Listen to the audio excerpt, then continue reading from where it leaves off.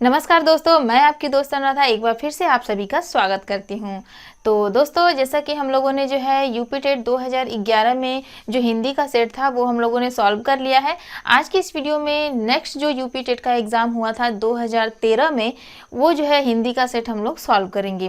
तो चलिए friends, video start करते हैं। और हाँ, स्टार्ट करने से पहले फ्रेंड्स आप जो है वीडियो को शेयर जरूर करते रहिए, क्योंकि फ्रेंड्स बहुत सारे ऐसे स्टूडेंट हैं जो कि यूपी टेट की तैयारी करते हैं, तो उन लोगों को भी हेल्प हो सके इसके लिए फ्रेंड्स प्लीज़ वीडियो को शेयर जरूर करते रहिएगा। तो चलिए फ्रेंड्स, वीडियो शुरू करते हैं। तो दोस्तों, 2011 में जो यूपी टेट का एग्ज़ाम हुआ था, उसके बाद जो है यूपी टेट का एग्ज़ाम 2013 में हुआ। 2012 में यूपी टेट का एग्ज़ाम नहीं हुआ था। तो 2013 में जो हिंदी का सेट आया था, इसमें देखते हैं सबसे पहला जो क्वेश्चन क्या था। तो क्वेश्चन नंबर 1 है कि कपटी मित्र के लिए सही मुहावरा है। ऑप्शन ए दिया हुआ है कि दांत काटी रोटी। ऑप्शन नंबर बी दिया है आस्तीन का सांप। ऑप्शन नंबर सी दिया है अक्ल की दुम। और ऑप्शन नंबर डी है कि आबनूस का कुंदा। तो देखिए, पहला ऑप्शन जो दिया है कि दांत काटी रोटी, तो इसका मतलब क्या होता है? दांत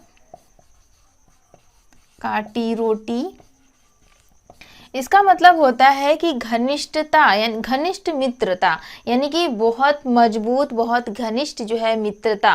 तो दांत काटी रोटी तो होगा नहीं, क्योंकि हमसे कुछ और पूछा है। ऑप्शन नंबर बी दिया हुआ है,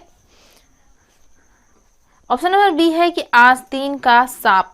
तो आस्तीन का सांप मतलब वो होता है, जैसे जानते हैं कि बहुत सारे ऐसे आपके फ्रेंड्स होंगे या फिर बहुत सारे ऐसे लोग होते हैं कि आपके सामने कुछ अलग रहते हैं, यानी कि आपके सामने बहुत अच्छा व्यवहार करते हैं। ऐसे लगता है कि मतलब कि आपके बिना वो नहीं है, आपका बहुत ज़्यादा सपोर्ट करते हैं। और जो है पीछे देखा जाए तो आपके पीठ पीछे जो है बहुत सारे आपकी बुराई करते हैं, या फिर जो है आपसे जलन होती है उनको। तो कहने का मतलब ये कि ऐसी मित्रता जो कि आपके सामने कुछ और हो और पीठ पीछे कुछ और हो, तो उसी को जो है आस्तीन का सांप कहा जाता है। और उसका हिंदी होता है कि कपटी मित्र होना। तो जो हमारा क्वेश्चन पूछा है कि कपटी मित्र के लिए सही मुहावरा, तो ऑप्शन नंबर बी ही हमारा सही हो जाएगा, आस्तीन का सांप। ऑप्शन नंबर सी भी देख लेते हैं, अक्ल की दुम। अक्ल की दुम का मतलब होता है मूर्ख, यानी कि जो मूर्ख होता है, ऐसे व्यक्ति जो कि मूर्ख है उसे अक्ल की दुम कहा जाता है। ऑप्शन नंबर डी है कि आबनूस का कुंदा। आबनूस का कुंदा मतलब होता है कि बहुत काला। तो ये तीनों ऑप्शन नहीं होगा। अगला क्वेश्चन देखते हैं, क्वेश्चन नंबर 2। क्वेश्चन नंबर 2 दिया हुआ है, इंद्रियों को जीतने वाले के लिए एक शब्द है। आई होप कि ये क्वेश्चन जो है 2011 में पूछा गया था, तो ये रिपीटेड क्वेश्चन है, आप देख रहे हैं। तो पहला जो इसका ऑप्शन है दूरदर्शी, दूसरा ऑप्शन है दत्तचित्र, तीसरा है कुशाग्र बुद्धि और चौथा है जितेंद्रिय। तो सबसे पहले ऑप्शन की अगर बात करें, दूरदर्शी, यानी कि जो दूर तक सोचता है, जो दूर तक देखने वाला हो, उसे दूरदर्शी कहा जाता है। तो ये ऑप्शन नहीं होगा। ऑप्शन नंबर बी है दत्तचित्त। दत्तचित्त का मतलब होता है कि मन लगाकर किसी काम को करना, यानी कि चित्त लगा करके करना, उसे दत्तचित्त कहा जाता है। ऑप्शन नंबर सी है कुशाग्र बुद्धि, यानी कि बहुत शार्प बुद्धि, बहुत तेज बुद्धि वाला, उसे कुशाग्र बुद्धि कहा जाता है। डी दिया है जितेंद्रिय। ये तीनों ऑप्शन नहीं होगा, तो ऑप्शन नंबर डी हमारा सही होगा। जितेंद्रिय मतलब होता है कि इंद्रियों को जीतने वाला। चलिए अगला क्वेश्चन देखते हैं, पवन का संधि विच्छेद है। तीसरा क्वेश्चन है, पवन का संधि विच्छेद हमें बताना है, और इसमें ऑप्शन नंबर ए दिया है। ऑप्शन नंबर ए है p plus one. Option number B है हमारा p plus one, p plus one. और ऑप्शन डी है पो प्लस अन और प प्लस अन। ये है पो प्लस अन और ये है पौ धन अन। तो देखिए, पवन में पूछा है कि इसका जो है संधि विच्छेद क्या होगा। तो पहली बात, पवन में कौन सा संधि होगा?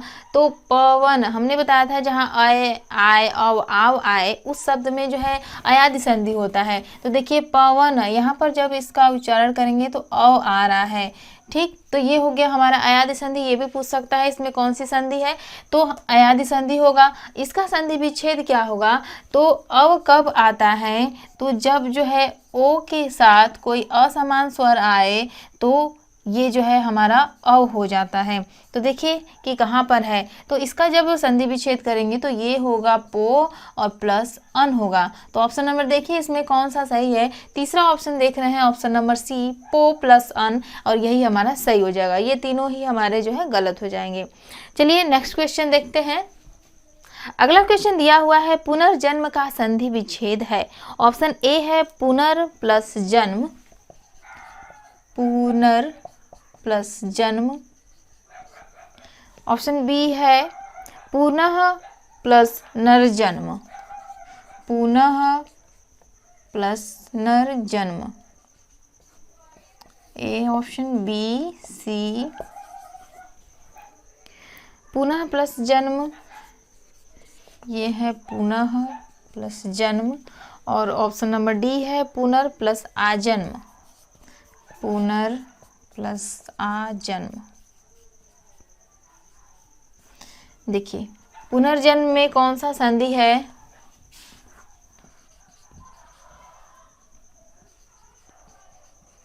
ये हमसे पूछा है पुनर्जन्म। तो पुनर्जन्म में संधि होता है हमारा विसर्ग संधि। ये भी आपसे पूछ सकता है कि बताइए इसमें कौन सी संधि है, तो इसमें विसर्ग संधि होता है।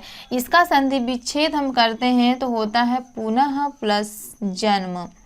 कैसे होता है मैंने संधि पढ़ा दिया है, बहुत ही अच्छे से डीपली पढ़ाया है, किस तरीके से सारे रूल्स हमने बताए हैं। अगर आपने संधि नहीं पढ़ा है तो प्लीज़ जो है आप संधि जा कर के पढ़ लें, ताकि संधि से जो भी क्वेश्चन आए आप जो है ज़रूर अटेम्प्ट करें। क्योंकि यहाँ पर हम देख रहे हैं कि जितने भी संधि से क्वेश्चन आपके आ रहे हैं, मैंने सारे एग्जाम्पल जो है जब हमने संधि पढ़ाया था तो उसमें आपको बताया है। तो यहाँ पर देखिए इसका संधि विच्छेद हो जाएगा पुनः प्लस जन्म, यानी कि ऑप्शन नंबर सी हमारा सही हो जाएगा, पुनर्जन्म का संधि विच्छेद। नेक्स्ट क्वेश्चन देखते हैं। नेक्स्ट क्वेश्चन है कि इत्यादि शब्द में कौन सी संधि है। तो इत्यादि शब्द में कौन सी संधि है। सबसे पहला जो ऑप्शन दिया है, ऑप्शन ए दिया है यड़ संधि, ऑप्शन बी दिया है वृद्धि संधि, गुण संधि, दीर्घ संधि, वृद्धि संधि। ऑप्शन नंबर सी दिया है गुण संधि, और ऑप्शन डी दिया है दीर्घ संधि। बताइए कि इसमें कौन सी संधि है। और क्वेश्चन है इत्यादि।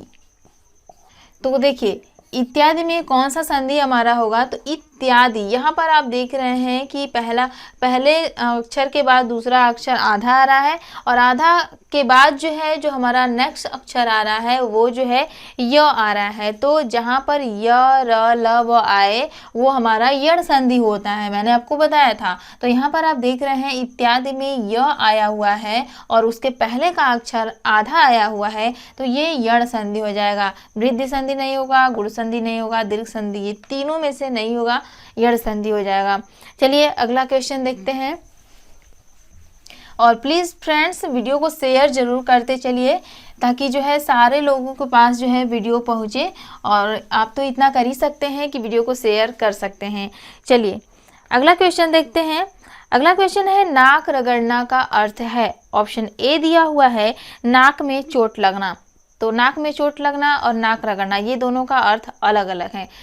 तो पहला ऑप्शन हमारा नहीं होगा। दूसरा ऑप्शन है इज्जत देना, यानी कि नाक रगड़ना का मतलब ये नहीं होता है कि इज्जत देना। जैसे आपने सुना होगा कि जैसे अगर हम कहें कि राम ने जो है श्याम के आगे बहुत नाक रगड़ी लेकिन फिर भी श्याम नहीं माना, इसका मतलब कि राम ने जो है श्याम से बहुत ज़्यादा रिक्वेस्ट किया, बहुत दीनतापूर्वक रिक्वेस्ट किया, फिर भी श्याम ने नहीं माना। तो यहाँ पर ऑप्शन ए है कि नाक में चोट लगना, ये नहीं होगा। ऑप्शन बी दिया है इज्जत देना, तो नाक रगड़ने का मतलब इज्जत देना नहीं होता है। ऑप्शन सी दिया है दीनतापूर्वक प्रार्थना करना। ऑप्शन डी दिया है चापलूसी करना। तो जो हमारा ऑप्शन सी दिया है दीनतापूर्वक जो है प्रार्थना करना, ये सही हो जाएगा। चापलूसी करना ये गलत हो जाएगा। चलिए अगला क्वेश्चन देखते हैं। उसके बाद अगला क्वेश्चन देखते हैं कि उन्मूलन का विलोम है। उन्मूलन का विलोम क्या होता है, क्वेश्चन लिख देते हैं पहले। उन्मूलन का विलोम ये हमसे पूछ रहा है। ऑप्शन ए दिया हुआ है, ऑप्शन ए दिया है आपका उत्थान।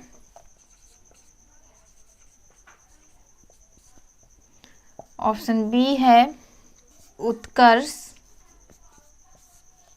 ऑप्शन सी है रोपड़ और ऑप्शन डी है अवनति। तो देखिए, उन्मूलन का अर्थ होता है कि किसी भी चीज को जड़ से खत्म कर देना, यानी कि जड़ से समाप्त कर देना, यानी कि उन्मूलन कर देना। पहले ऑप्शन की बात करें, उत्थान। उत्थान मतलब होता है कि ऊपर उठाना, कोई चीज ऊपर की तरफ जो है उठाना, यानी कि ग्रो करना। तो इसका विलोम होता है पतन, यानी कि नष्ट करना। दूसरा ऑप्शन दिया है उत्कर्ष। उत्कर्ष का विलोम होता है आपका अपकर्ष, तो ये भी नहीं होगा। तीसरा ऑप्शन दिया है रोपड़। रोपड़ का मतलब कि रोपाई करना, रोपना। तो कोई भी चीज़ जब हम रोपेंगे, तो जब रोपेंगे तो यानी कि उसे जड़ से स्टार्ट करेंगे, यानी कि शुरू से स्टार्ट करेंगे। तो अब यहाँ पर हमने आपको बताया उन्मूलन का मतलब जड़ से खत्म करना, तो जड़ से समाप्त करना, यानी कि इसका विलोम होगा जड़ से शुरू करना। तो उन्मूलन का विलोम हो जाएगा हमारा रोपड़, और यही ऑप्शन सही हो जाएगा। अवनति की बात करें तो अवनति का होता है उन्नति, इसका विलोम हो जाएगा हमारा उन्नति। तो ये भी जो है गलत हो जाएगा, ऑप्शन नंबर सी जो है हमारा सही होगा। और उन्मूलन का जो है एक और विलोम होता है जो कि होता है नमूलन।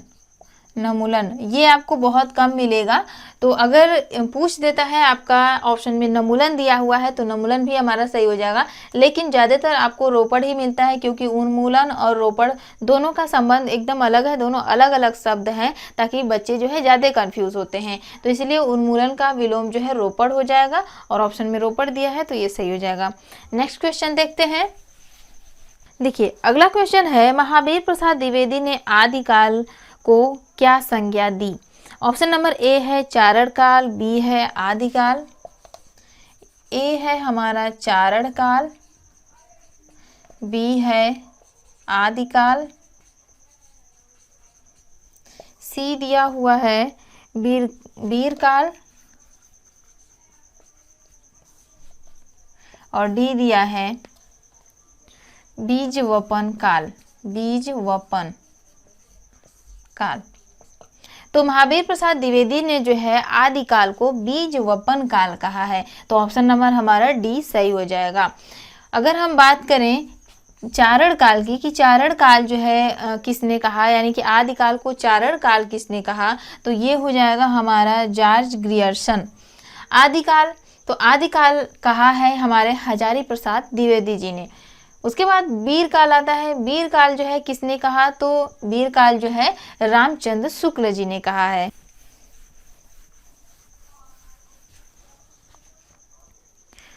अगला है, अति सुधो स्नेह को मार्ग है, किसकी पंक्ति है? ऑप्शन ए दिया हुआ है आलम, बी दिया हुआ है बोधा, सी दिया हुआ है ठाकुर, और डी दिया हुआ है घनानंद।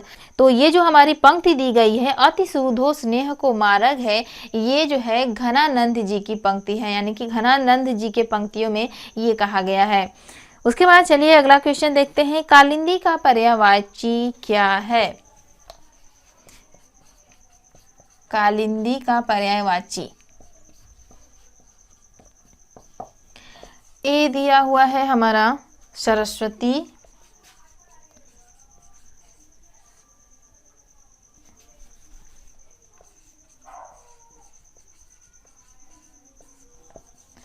बी है लक्ष्मी, सी है गंगा, और डी है यमुना। तो कालिंदी का पर्यायवाची होता है यमुना। गंगा नहीं होगा, लक्ष्मी नहीं होगा, सरस्वती नहीं होगा, यमुना होता है कालिंदी का पर्यायवाची। इसके और भी पर्यायवाची होते हैं, जैसे सूर्यसुता, अग्रजा, ये सब जो है आपकी यमुना यानी कि कालिंदी का पर्यायवाची होता है। सूर्यसुता, अग्रजा, भानुजा हो गया। उसके बाद जो है तरड़िजा हो गया, तरड़िजा, ये सब जो है कालिंदी का पर्यायवाची होता है। तो चलिए नेक्स्ट क्वेश्चन की तरफ देखते हैं। अगला क्वेश्चन हमारा क्या दिया हुआ है, देखिए अगला क्वेश्चन दिया हुआ है, आधुनिक हिंदी साहित्य की पहली आत्मकथा के लेखक कौन माने जाते हैं? ऑप्शन ए दिया है बाबू श्याम सुंदर दास, बाबू श्याम सुंदर दास। ऑप्शन बी दिया हुआ है देवेंद्र सत्यार्थी, देवेंद्र सत्यार्थी। ऑप्शन सी दिया हुआ है हरिवंश राय बच्चन, हरिवंश राय बच्चन। और ऑप्शन डी दिया हुआ है क्या, जयशंकर प्रसाद, जयशंकर प्रसाद। तो पूछा क्या है हमसे, आधुनिक हिंदी साहित्य की पहली आत्मकथा के लेखक कौन है? तो यहाँ पर जो हमारा सही आंसर होगा वो बाबू श्याम सुंदर दास हैं। यानी कि जो पहली आत्मकथा है हिंदी साहित्य की वो बाबू श्याम सुंदर दास की है। और कौन सी है आत्मकथा? तो मेरी कहानी है। इनकी आत्मकथा जो है पहली वो है मेरी कहानी। उसके बाद जो हमारे दूसरे नंबर पे आते हैं, ये तो पहले नंबर पे आते हैं, यानी कि हिंदी साहित्य के पहले जो है वो जो है दूसरे नंबर पे जिसका आता है वो है डॉक्टर राजेंद्र प्रसाद। यानी कि डॉक्टर राजेंद्र प्रसाद की आत्मकथा जो है दूसरे नंबर पे आती है। चलिए अगला देखते हैं क्वेश्चन। अगला है, कार्य के आरंभ में ही विघ्न पड़ना किस मुहावरे का अर्थ है? तो ऑप्शन नंबर ए दिया हुआ है कि सिर मारना, जो कि आपका इसका ये अर्थ नहीं होगा। बी दिया हुआ है सिर पर सेहरा बंधा होना, सिर पर सेहरा बंधा होने का मतलब कि हमेशा लाभ में होना, यानी कि लाभ ही लाभ होना उसको, तो ये भी नहीं होगा क्योंकि क्वेश्चन दिया है कार्य के आरंभ में ही विघ्न पड़ना, यानी कि कार्य अभी शुरू ही नहीं हुआ, अभी शुरू कर रहे हैं तब तक जो है बहुत सारी गड़बड़ी हो रही है, बहुत सारी प्रॉब्लम्स आने लगी, इसका मतलब ये है। तो उसके बाद सी जो ऑप्शन दिया है सिर मुड़ाते ही ओले पड़ना, और चौथा है सिर पर शैतान सवार होना। सिर पर शैतान सवार होने का मतलब कि बुद्धि नष्ट हो जाना, तो ये भी नहीं होगा। सी दिया हुआ है कि सिर मुड़ाते ही ओले पड़ना, यानी कि सिर मुड़ाना, यानी कि सिर जो है अभी मुड़ाए नहीं, यानी कि मुंडन कराए नहीं तब तक जो है ओले पड़ने लगे, मार पड़ने लगी, तो इसका मतलब ये है। तो कहने का मतलब कि जो इसका सही आंसर होगा कि अभी कार्य आरंभ नहीं हुआ, बहुत सारी प्रॉब्लम्स आने लगी, तो सी ऑप्शन जो है हमारा सही हो जाएगा। अगला क्वेश्चन देखते हैं कि किस कवि को कवियों का कवि कहा जाता है? बहुत इंपॉर्टेंट सवाल, और यहाँ पर जो है कुछ और भी एक्स्ट्रा हम आपको बता दें जो कि आपके एग्ज़ाम में आया भी है और एग्ज़ाम के पॉइंट ऑफ व्यू से इम्पॉर्टेंट भी है। देखिए क्वेश्चन क्या है, किस कवि को कवियों का कवि कहा जाता है? कवियों का कवि, कवियों का कवि किस कवि को कहा जाता है? ऑप्शन ए दिया हुआ है, देखिए क्या दिया है, धर्मवीर भारती, धर्मवीर भारती। ऑप्शन बी दिया हुआ है शमशेर बहादुर सिंह, शमशेर बहादुर सिंह। सी है रघुवीर सहाय,